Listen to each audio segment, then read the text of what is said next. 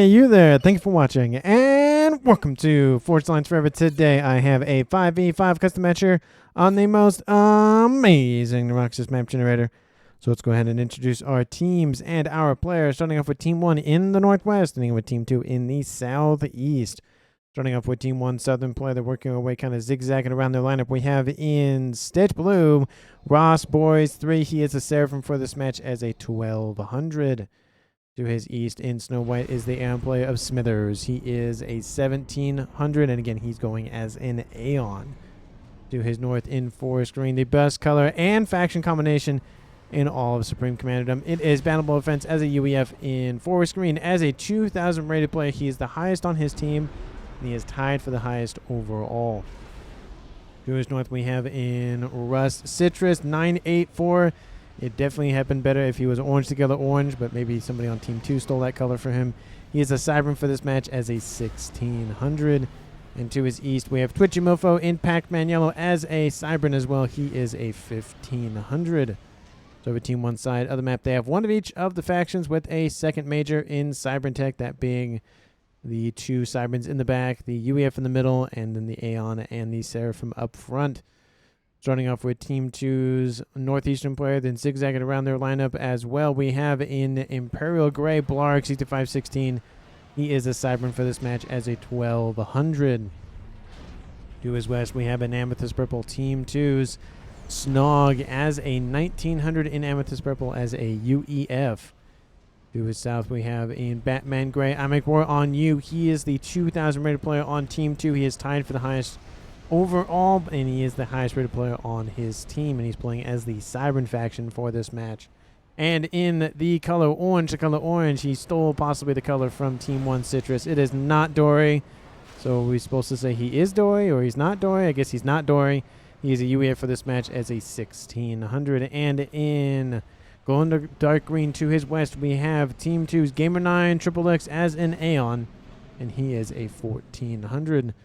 So for Team 2 side of the map, they traded one of their, well, not didn't trade in, but instead of a Seraphim player, they have another UEF player. So 2 UEF, 2 Cyberns, and 1 Aeon lacking the Seraphim faction for Team 2. And for these 10 players in this game, let's take a look at their reclaim that they have to scoop up, currently sitting at 17,000 mass in reclaim. That is 1.7k mass per player.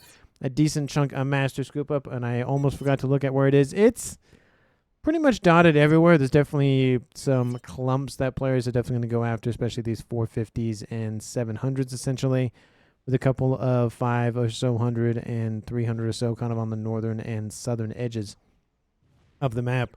I'll split the map right down this diagonal line. We'll count this one for Team 1, this one for Team 2, and go with it that way. So for Team 2 side of the map, we have a Trimax position that Snog's already going to, with a Trimax position in the east that looks like Blarg is going for.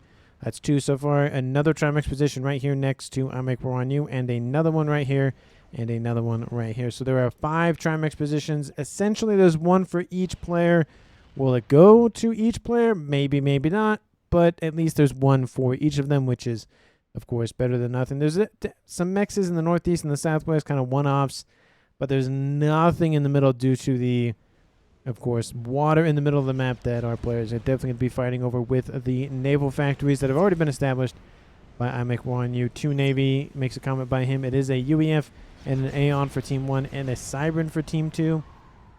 And we'll give the advantage, of course, slightly to Team 1 for 2 players being in the water.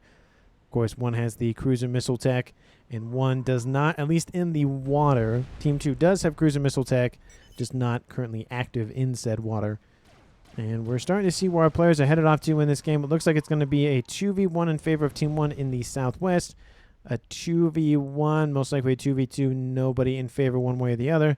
And water's very weird because there can't really be any com-on-com action unless you count the Cybern upgrade for the torpedo launcher, and then it could be com-on-com technically, but he has the only advantage in that regard just because he's in the water as a Cybern com instead of Team 1's Cyberns who are in the back or to the north up there. So we'll see how that shakes out, but it is in favor of Team 1 in the southeast. We'll see how much that does net them in terms of goodwill or pushing or whatever the case may be. In the northeast, there is a nice little facility up here. It's a civilian one, T1 PD taken out. Looks like Blarg took a hit. Decent chunk of hit points gone on his commander. Another PD, of course, right here. But, of course, it gets blitzed down by that overcharge.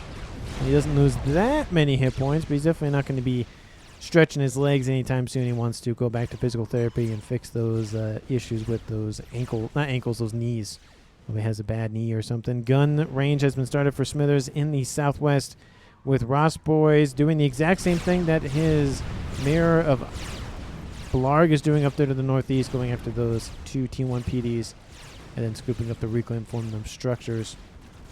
We do see that Team 2's air player of Not Dory did not go for this Trimix position, so it will go to the hands of Gamer9. He'll definitely be thankful for that. It looks like it's the same situation for the north with Team 1's Twitchy Muffo, except I guess that is the same position that went for the same nexus, so that's not a crazy thing one way or the other. A couple of bombers in the east for Twitchy Muffo going after all of this spam inbound from Blarg. Blarg's back up into the green, trying to get some T1 nexus online, but the bombers are not really letting him do that. There are some interceptors flying around to protect said bombers. There's a little bit of AA, but not a terrible amount. We do see that Snogs over here with his little forward operating base going for a lot of hover tech. He's already at T2 land. He wants to exert some pressure on the water side of things, which we do see right here against Team 2's I Make War on You, which he is countering with his underneath the surface hover, air quotes, because it's not really hover, it's the reverse of hover of the Riptide. So he's getting to the other side of the map while the Riptides can't target him, because stuff that's submerged fully cannot target stuff that's not even in the water. So kind of a interesting situation going on between those two units. You see that Riptide not really doing much. And excuse me, this is not Team 1. That's Team 2's. Apologies. For some reason, because Team 2's player of Snog was over here, I thought he was on Team 1. That is not. That is Team 2. That's why they're not fighting one another. But even if they were fighting one another, those units can target one another anyways. We do see those Wagner's still making their way across the water, and joined with those Riptides, going to cause a little bit of havoc. There is a T1 PD that has been built, so Smithers will try to bap those away a little bit quite quickly, I might add, and you can see that they are shifting southward. With this forward operating position here for Team 2 Snog, he's able to either retreat back into the water if he needs to, or continue to pressure. And we do see that gun upgrades / nano upgrades are on the way here for Team 1's Twitchy Mofo and Bannable Defense, who already has the gun upgrade online. T2 down in the south here for Ross Boys. I haven't seen any com-on-com action as of yet, but I wouldn't be surprised if we see some shortly between these two Aeon commanders of Gamer9 and Smithers. Smithers has taken a couple of shots, but it's not terribly concerning. There's not that much spam nearby, so he's going to be perfectly fine for the time being. And gun is almost done for Ross Boys. Got that T2 upgrade down very quick. We do see a nice little T1 frigate hanging out next to a couple of opposing UEF forces. The Riptides, what are they doing? They're just firing at nothing. There's a ghost ship or something they're trying to shoot at, and it just doesn't exist. Torpedo is being built for I Make War on You. I was wondering when that would show up. So we'll see how that is going to go here for him. He's going to have, again, an advantage in the water unless Team 1 deploys a lot of either torp defense units or just torpedoes in general, which will force him out of the water. It is a little bit dangerous if he does send his comment all the way, because it is a long walk back. Still not really a lot going on in the southwest. Northeast is shaping up a little bit in favor of Team 2, with, of course, the gun upgrades started here for Blarg. But Snog is pushing in. He only has gun on board. Bannable Defense has gun and nano. That is in favor of Team 1. Snog is making his way up to his first star of veterancy, and Bannable Defense has nothing on board in terms of veterancy, but I think that'll change here pretty shortly. Lots of Riptide unit here for Snog. Don't know if he wants to try to snipe the comm of Bannable Defense this early, 11 minutes on the clock. Not a bad idea trying to take out the high speed player on the opposing team this early in the map, but, you know, it could make a difference one way or the other if another player on Team 1 gets eco. Lots of engineers trying to build that T2 PD emplacement. Looks like they will finish it. A lot of the engineers are going to get taken out. A couple of Mongeese moving in to assist with the Riptides. Looks like Snog is not going to feel well. That PD is now dead and gone. So unfortunately for Bannable Defense, his efforts to build that are now in vain. but he has taken out a lot of those Riptides, so it's kind of an even split with Team 1 pretty much in the driver's seat in terms of hit points left. You can see, of course, 56 versus 16 hit points per second. Snog at 1-star veterancy and Boundable Offense at 1-star veterancy, almost at 2. Snog is making his way to 2, but it's going to be a little bit longer before that. He does reclaim that PD emplacement, though. And I feel like he needs to retreat here. His unit actually takes a hit for him. A little bit of AoE from that overcharge, but the majority of the damage was negated by that death of that Riptide, the Savior Riptide possibly, but we'll see if Snog ends up making it out. Anyways, we do see that in the east, Blarg is making his approach in the northeast, trying to shut out Team 1 from the northeastern corner. Team 2 has already done that. Already had that happen to them by Team 1 currently. The southwestern corner is now locked out. And this Trimix position is not feeling good anytime soon. Couple of units in the water here from Team 1's Seraphim player of Rossports. He has the Seraphim Destroyer that can submerge. Very, very useful unit. Of course, it can still be vulnerable to torps, but at least at a minimum, it can't be shot at by regular units. Bomber is over the top here for Team 2's Not Dory. He went for Bomber first. Takes out a couple of E-storages and a T2 P-Gen. That's going to hit. Bomber is being shot at by an ASF. Now Bomber lands another of its bombs. Unfortunately, it was a ringed T1 mech, not as much value as he would hope. And now it's going to go either into the hands of Ross or Smithers. I do love the tenacity, the gumption to go for first Bomber. You hardly ever see it.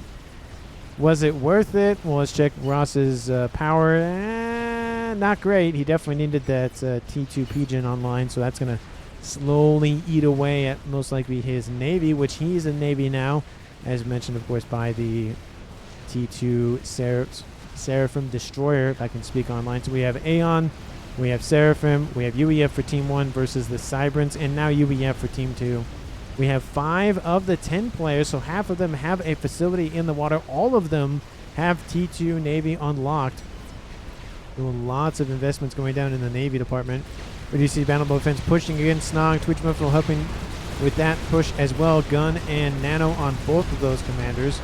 And Snog's attempts to have a forward operating base is not going to go well, especially because Blarg is losing units quite quickly due to all these rhinos running around from Twitchy Mofo. It looks like Snog is going to be kind of forced into the water here. Either he gets out of there or he dies, either to the UEF forces or the Cybern one. Snog looks like he's still here. It looks like he tried to go for the veterancy and he did get it, but that might just cause his death.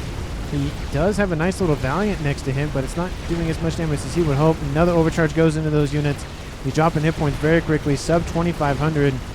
You really probably wanted to take out Bannable Offense, but unfortunately that facility is not doing well. He gets another veterancy back up into the yellow. He is staying here, but again, 2 gun comps. He's going to get beat out by damage very quickly here. Don't think it's wise to stay here any longer. Bannable Offense has Nano on board, so those hit points will come back very quickly. But in the southwest, Team 1 Smithers tries to make it into the water, but does not make it in time and gets killed. And in the northeast, there goes Snog. At some point, we kind of knew that was going to happen. He wasn't retreating. And now Team 1 and Team 2 both take a loss. It is now a 4v4 game here at 15 minutes. The Bombers now going after Atomic War News Commander. Ooh, that's not going to feel good. He'll drop him into the yellow.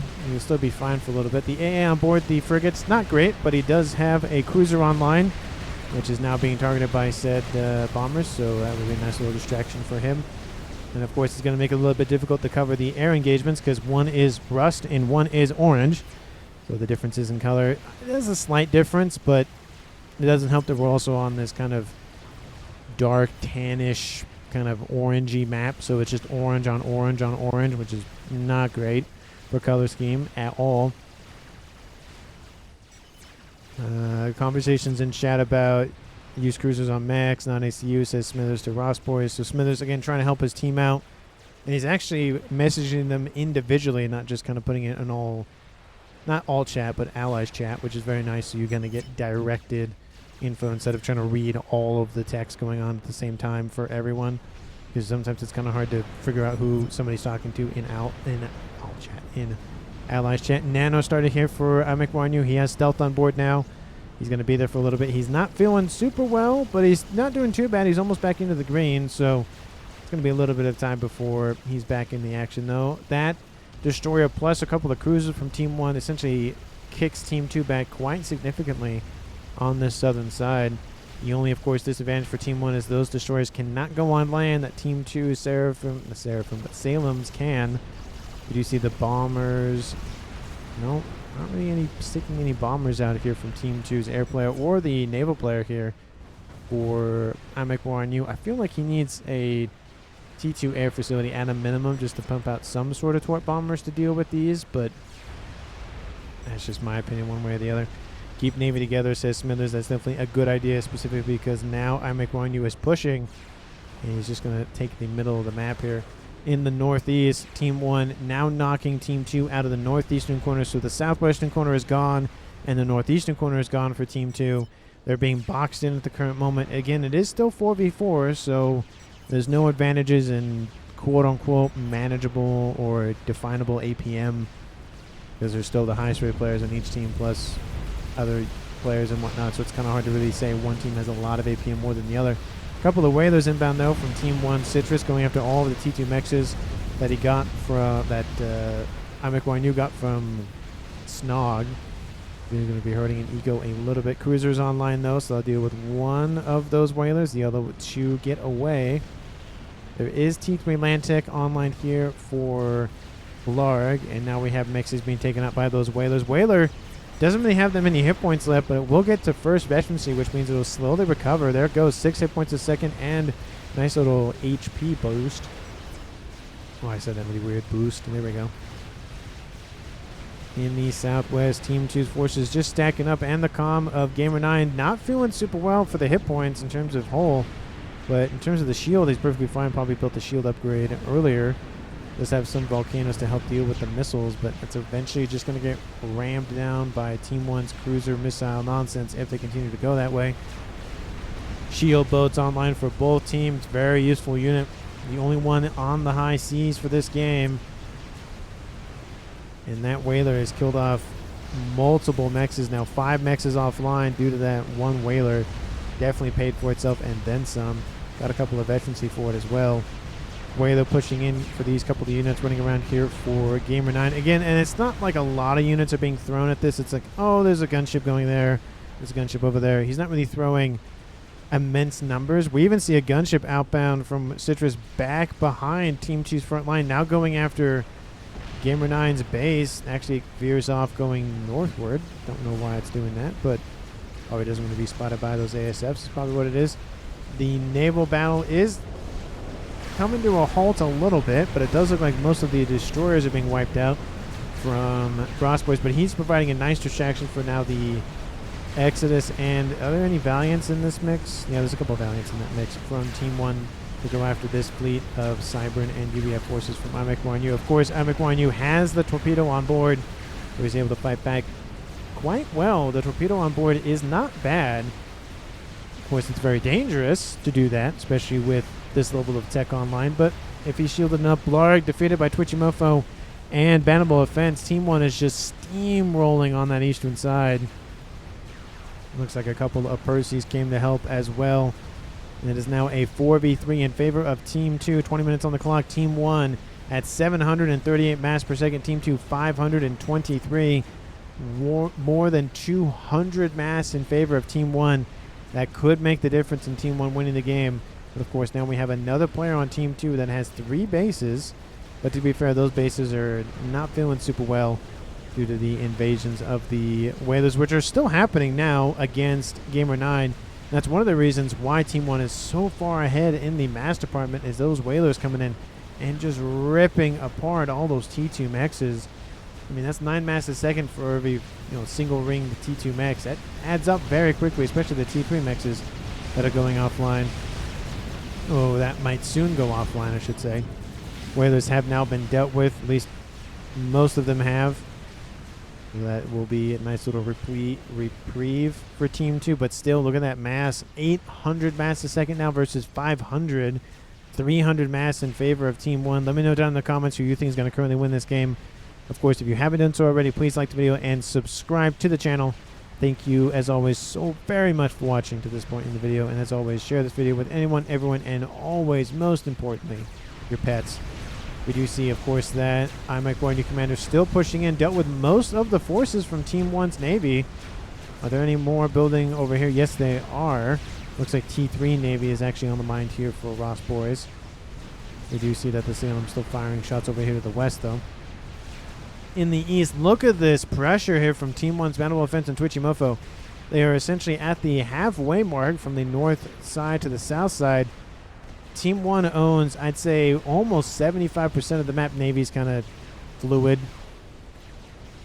It's kind of hard to tell really who has one or the other. This is a lot of pressure. Team 2's Nuke is distracted by this over here, and he's losing bases quite quickly. It is not going well for Team 2 on this eastern side. I don't say this is a game-winning move, but it's definitely going to help Team 1 win the game, especially knocking out an entire base worth of eco and being this far ahead still in the eco department as well. We do see now the destroyers have reached the main production facilities here for Team 1's Aeon player of, well, he's dead, but Smithers. Naval Offense is under control of the Navy for this point. And he, again, his comm is over here, and he's managing Navy over here. He has some assistance, but it's helping to distract more than anything else. Still, Nuke's commander done a decent amount of damage, 3,400 mass killed with that, with the torpedo upgrade. The Aeon facility not going to feel well here shortly. And I think he built the wrong thing, because that's a TMD, not a torpedo launcher or anything that would be useful in that regard. In the east, still pushing in. Nuke's base is going down, at least the Aeon one. And not Aeon one, the UEF one, and the Cyber one is under threat now. T2PD trying to be built, but it's not going to be enough. Whalers, gunships, Team 1 bombers, anything need to be thrown at this, because this is not going well. Navy has almost been won by Team 2, though, so that's a nice consolation prize. They still have to deal with this one over here. That is currently producing a... Is that a Yasau? Or is that just more cruisers? We seem to be losing, says Nuke. And not Navy, says Smithers. You don't say. It's kind of a obvious kind of statement. But again, as I point out, Team 1's highest rated player is very far forward. If he gets in any danger, he is not making out unless some miracle transport comes in and saves him. Twitchy Mofo is also behind him, so we could see a possible double kill happening here, especially with the gunship stacking up. And that might be what's happening. There's one flak cannon still online.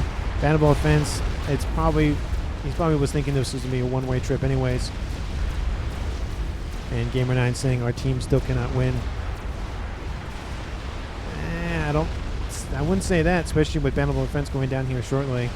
And that's a kill. It's not going to be stopped. Gunships pretty much survived the explosion, take a lot of damage. Twitchy Mofo is probably thinking, I probably should get in the water, especially with the ASF stacking up to protect him over there. It's now a tied-up game once again at 3v3. Team 1 has won the land game in the east. In the southwest, it's a little bit in favor of Team 1, but Team 2 is holding their own. And in the Navy, Team 2 has won it for the most part. There is, of course, the T3 Naval Headquarters of the West here for Ross Boys. We'll see what he makes up with that. And now we see that the Salems are back on land, as they should be. Lots of bombers nearby for Citrus. That could be not great. And we do see a couple of units up here from the Riptide department coming in to go after something up here, but they get stopped by a couple of bricks and T1, T2 PD. Reclaiming on the way here for Nuke just to get some mass in his coffers, because he desperately needs it. Team 1, 1.1k mass total per second. Team 2, 640, 50 something. Not a good exchange. Why did you not finish that Percy off? The Percy is alone. There's no AA nearby. I don't know. I don't know why. Here come the bombers. Here come the Team 1 bombers. I should say, not T2. Looks like the T2 ones fled somewhere, or died, or both. Something. I don't know what happened to all those T2 bombers that we saw, but they're no longer over here. We do see the base is now being bombarded. Team 1 spam is underway, possibly T2 as well. Looks like T2 as well. just to get some units on the field. We do see the Salems are retreating due to the T1 bomber pressure, but it looks like they just want to get underneath some shield protection. And this could be a game-winning move for Team 2, or it could be not a great move for Team 2. So I'll make more on you. We'll just have to see how that turns out. Gunships over here ripping apart the rest of those units, and they get ripped apart by the ASFs from Team 1 Citrus. And now we see the first major airfight of the game. Lots of interceptors going to take the initial shots, and it looks like Team 1 has the numbers. Yeah, it looks like Team 1 has the numbers quite nicely, though. Team 2, not a great engagement. It looked perfectly fine, but just the turns were in favor of Team 1. That's really going to help them deal with the rest of those gunships that are over here. Will they make it out of range? Looks like they might make it home perfectly fine. We see, of course, more ASFs. They are sitting behind Team 2's frontline bases. You don't really see that every day, especially because you could just put some cruisers, which it does look like that he's just going to put some cruisers over there and call it a day. His gunships, his destroyers are online. I don't know why the word was very hard to say. Very kind of nice little back and forth here, but again, I feel like the destroyer should just full send it at this point and take out whatever they can. T3 land headquarters, T2 air headquarters. Just take anything out, mass, power, something. In the southwest, it looks like Team 2 has spotted the facility, and yes, those were Yasaus being built, and they are very, very effective.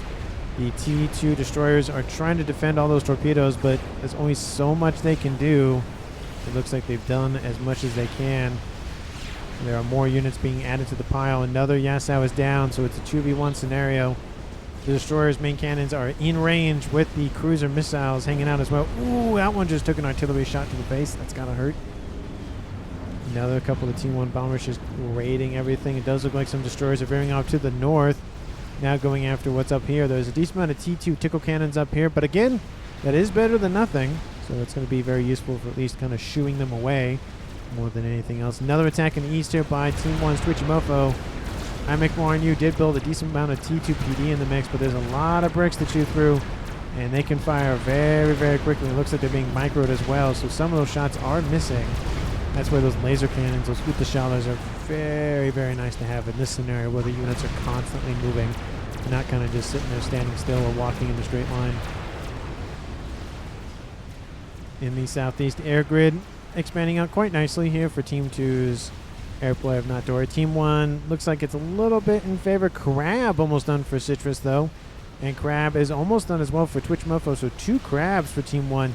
That's going to push the Navy back quite considerably, especially because now Team 1 is now locked out of Navy for the time being. They could easily build a facility over here, but we'll see if that ends up happening or not. In the southwest, not really much has happened. It does look like Team 2's Gamer 9 is waiting for his Colossus to finish the push in, but it does look like he does have the units to just push all the way pretty much to that position up here, that 4 facility position.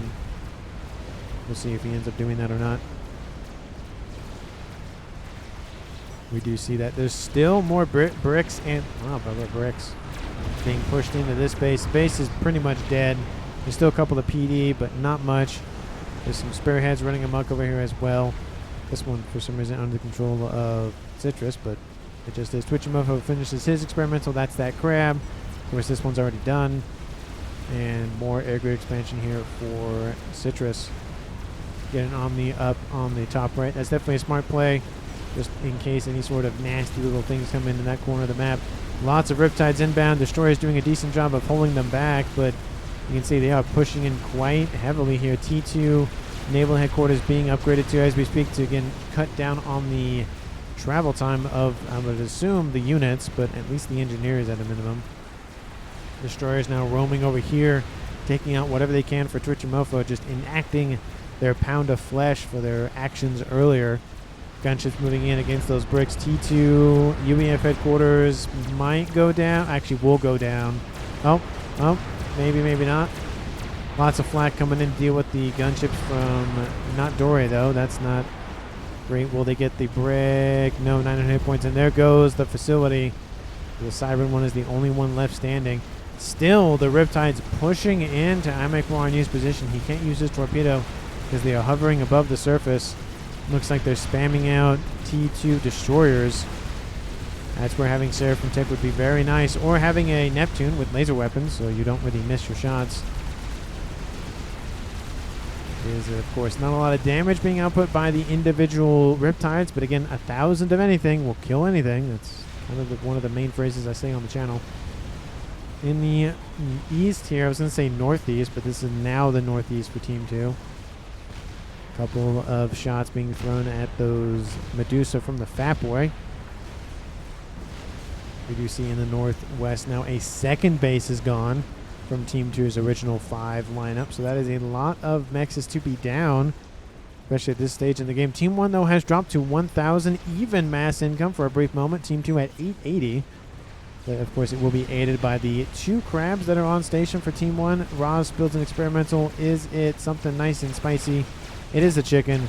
There are some gunships inbound. There is a couple of AA flak nearby. They're going after the T3 mexes. They'll get probably a couple of them. There are some ASFs moving in to assist.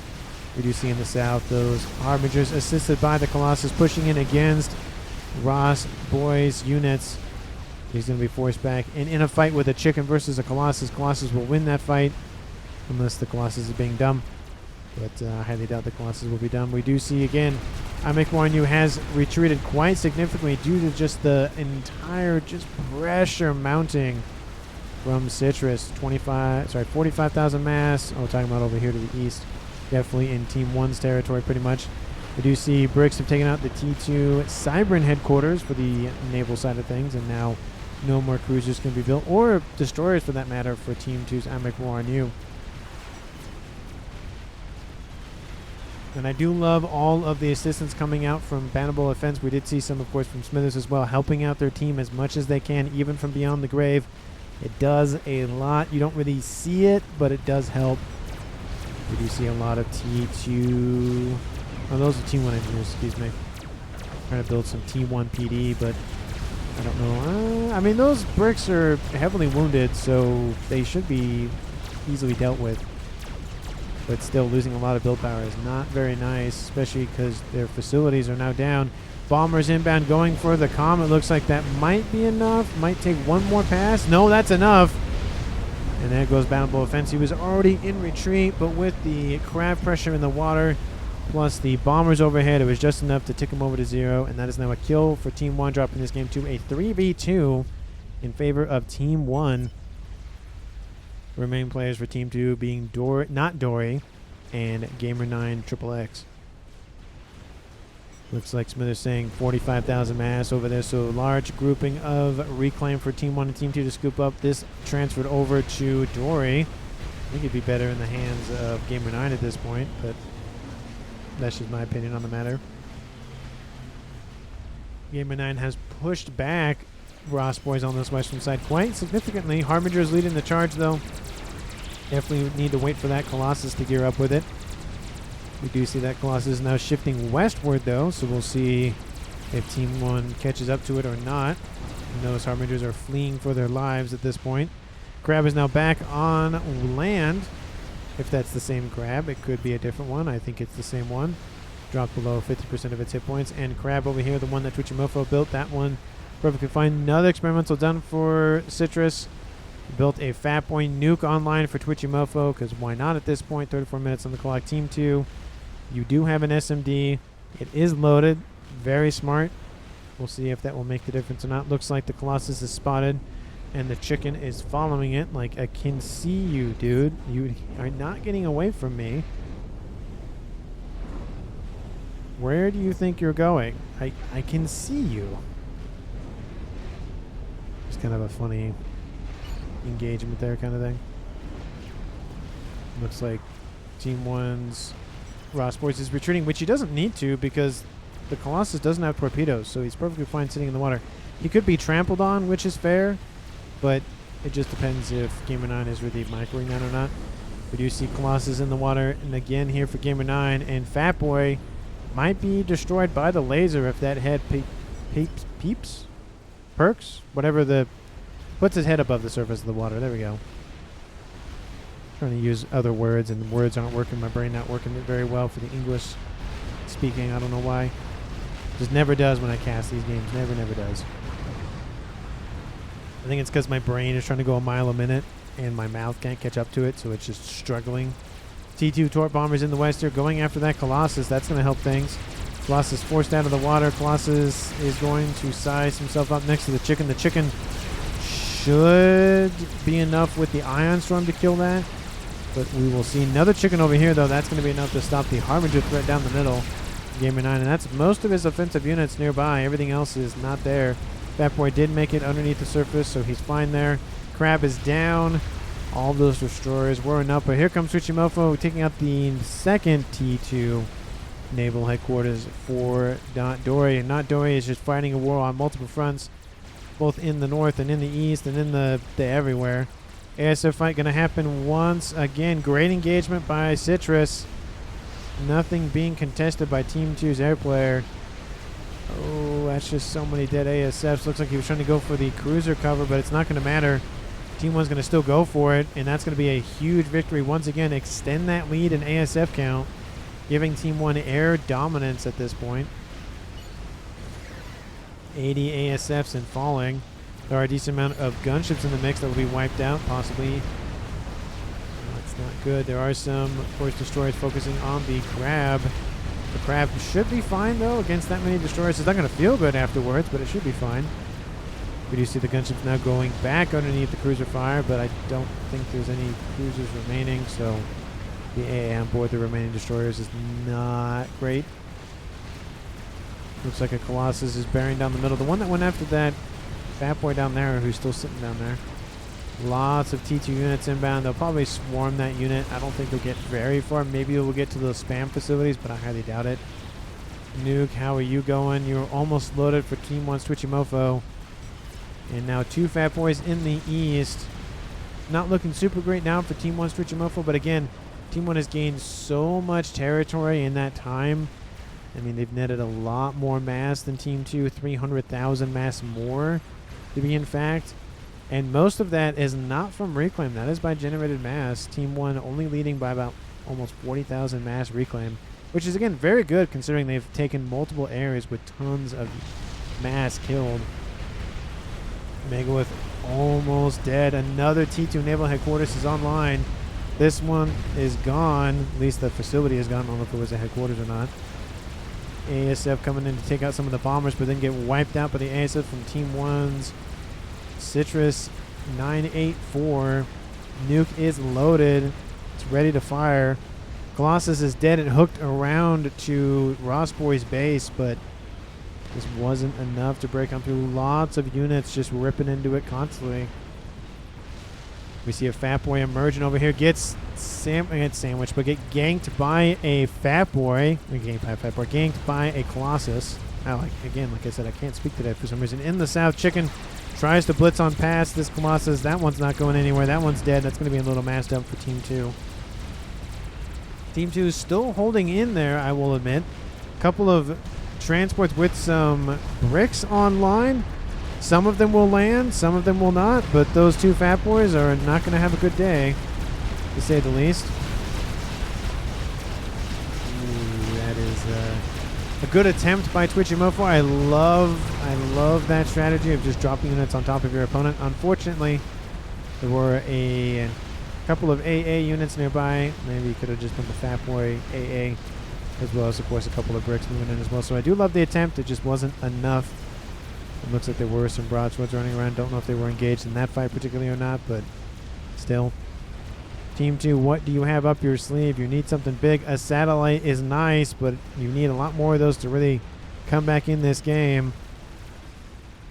It's going to help with assassinating mass extractors, but then you got to get that laser to the other side of the map, and then you got to shoot through all the hit points, and that takes a while. Lots of riptides. Dang, for Citrus. Look at this. 125 so far and growing, with a bunch of Lobos to the north. Lots of spam. Team 1's Tsuchimofo not really producing that many units that he was earlier on. I think he's focusing on... Well, he's focusing on an artillery, so that's fair. He has a nuke. It is half loaded to a second one at the current moment with a bug on the way for Citrus. And Citrus just already finished another crab. Lots of Colossi down here in the south, though, for Team 2's Gamer 9. I mean, it is a nice strategy, but I feel like the game is now shifting to that late to end game stage of the game where it's disruptors, it's satellites, it's game enders, it's that sort of thing. Nuke 20%, says Ross. Oh, talking about this one in here. I don't think that's 20%. Looks a lot less than 20%, but I could be wrong. It just looks a lot less than 20%. Mendo's pointing out that Team 2 has a Novax, which is very nice to be aware of. They only have one, so it's not too bad, but a second one is under construction as we speak. Artillery has started for Gamer 9, though, over here to the west. So we have an emissary and a laser online, or soon to be another laser online here for Team 2. We do have some bricks in the water. And again, we have this situation where we have hover tech units who do not have anything in the water, which means they can't be targeted by torpedoes. We have the bricks who are completely submerged, so they're not be able to be targeted by the riptides. So it's kind of a really weird scenario where neither unit can target one another, and they can technically occupy the same horizontal space, not necessarily the vertical space. Here come the bricks moving in. And again, 1,000 of anything will kill anything, but a brick wall. I'd rather have a lot of riptides versus Perseus and have it be a brick wall. You can see how fast they can blitz those units down because they're constantly throwing out shots everywhere. And now we have the ASF landing on top of the bricks from Team 2. I will admit, not a good idea. Not many ASFs were killed, but still. Looks like an air fight's going to ensue once again, and there's been a lot of AA built, a lot being a decent amount more than there was earlier, I will admit, from Team 2's players. And we do see that the ASF kind of just run into one another and just halt there for a second. Looks like Team 1 will win that fight. Now they're just, what are you doing? They're just standing there, sitting there, not engaging. What's going on with that?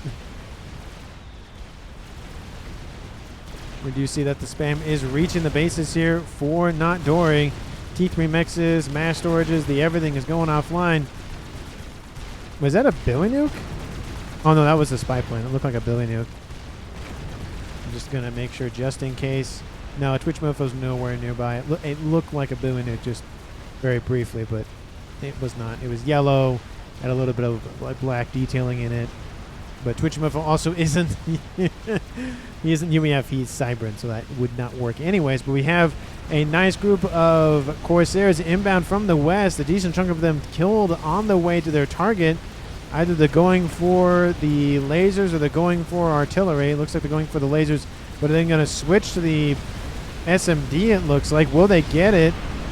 No, they try to go for the PGen and get the SMD on top of it. More Corsairs come in, but it's not enough. The shield does go down, but unfortunately the Corsairs were few and far between. Now we have artillery landing on the SMD position here for Team 2's not Dory. And if those SMDs go down, that's game over for Team 2.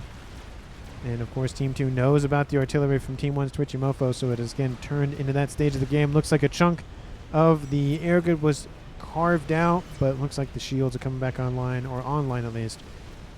So they're going to be able to repair the damage and build back up to what they once had. I find this very fun. There's just a bunch of engineers assisting the reconstruction efforts of the megalith, and they're spending 2.3 mass per Team 1 engineer to just rep up the hit points. It's going decently fast, but it's going to take a while to get that back up. I don't know if that's worth it, but there'd have to be some other FAF scholars to tell me if that's really worth it or not down in the comments. Lots of Tort bombers in the water, over the water, just going back and forth, not going to let anything go by. We have the T3 battleship still loading the nuke. Nothing is loaded so far, and it's going to be probably a while before it is finished loading. We do see this base is still perfectly fine. Colossus, that is not perfectly fine. That chicken wreck is still down there. Hasn't even been touched. No, it has not. Team 2 missed out on 12,000 mass to scoop up. Shields are being built to protect the SMD. They know what they're going after. Second satellite is done. More shields are being built to protect the investment, as well as, of course, going for a FAF point. And now an emissary is online. I'm assuming it's targeting the artillery from Team 1. That's not going to be a great day for Team 1 if the shields fall. If the shields fall, that's not a good thing. Of course, they still have a nuke, which will be nice. But it looks like the shots are going for the air grid. Trying to... no, that looks like they are going for the disruptor. Just, they have this really weird arc to them. It looks like they're kind of curving this way, but that's just probably an optical illusion. We have shots being traded in the sky. I don't know if I've ever seen artillery shells strike one another. I've almost seen nukes do it. Very, very close. But I've never seen any sort of artillery shell hit another artillery shell. You'd have to really plan that out, or it's just very, very unfortunate or fortunate, depending on who you are. Shields are down. Shields are down. A nice little emissary shot is inbound. Will the shields pop online? Ooh, the shields pop back online. That was very close. And I'm going to have to split things up because that is the main focus of what's going on. Team 1 targeting Team 2's SMD and emissary. Team 2 targeting Team 1's disruptor. Shields are being dropped offline by those satellites. Satellites taking out the emitters. That's not a good thing for Team 1. Switchy Mofo's artillery emplacement. Did the shots go wide? Oh, no, there's a shot inbound. It went way wide. Oh, that was such a missed opportunity. It's just the luck of the draw with that spread on the artillery, essentially. Nothing on the land side of things happening for either team as of right now, so it's mainly just the artillery wars going on right now. Ooh, the shields, again, popping on and off. The one for the emissary. More shields are being built all the time. Love to see that. There are, of course, more shields being built sometimes, but it's mainly just the disruptor. Shield coming offline.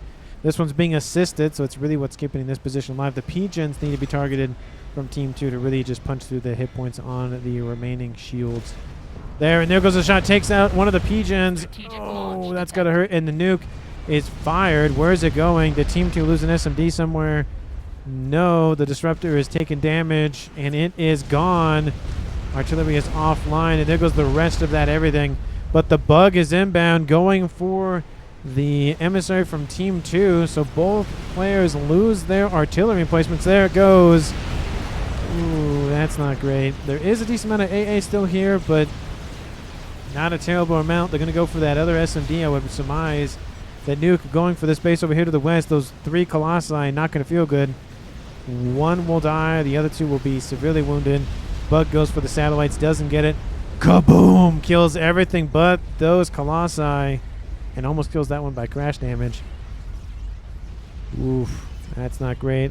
Those units are inbound from Team 1's naval player of Ross Boys, and he's coming in for that base.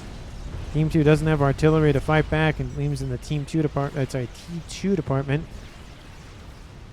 I say it again. You probably get the air grid system, Mr. Ross Boys. Pigeons are being targeted. There goes a Pigeon. Shield's coming offline. The emitter's exposed.